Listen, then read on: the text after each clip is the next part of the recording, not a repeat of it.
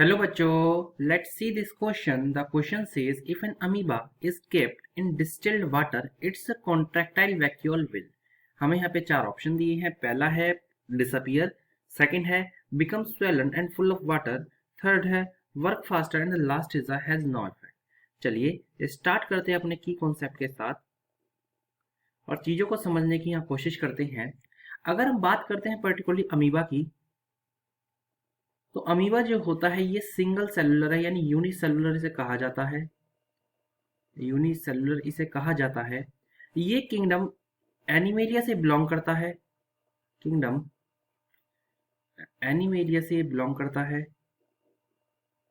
वहीं इसके बात की जाती है अगर फाइलम की,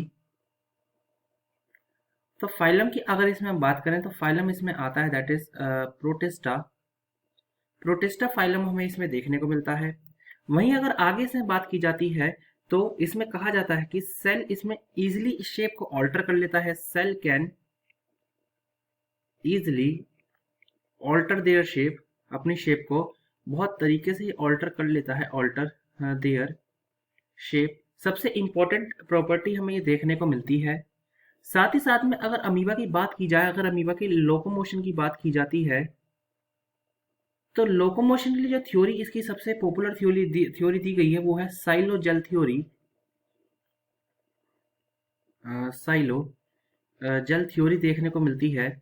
ये साइलो जेल थ्योरी पर्टिकुलरली क्या करती है, ये मोस्ट फेमस थ्योरी है जो हाइमन ने दी थी 1917 में लोकोमोशन के लिए.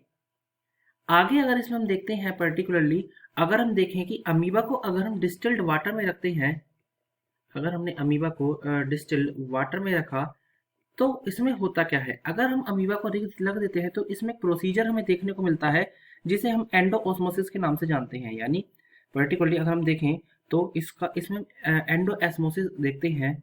एंडो ऑस्मोसिस, एंडो ऑस्मोसिस की वजह से पर्टिकुलरली होता क्या है, यहाँ पे जो वाटर जो होता है इसका, वो हम ये कह सकते हैं कि बहुत ज़्यादा फास्टर करता है. यानी इसका जो कॉन्ट्रैक्टाइल वैक्यूल होता है वो बहुत ज़्यादा वर्क जो है फास्टर करता है. ऐसा क्यों है, ये एंडो ऑस्मोसिस की वजह से होता है.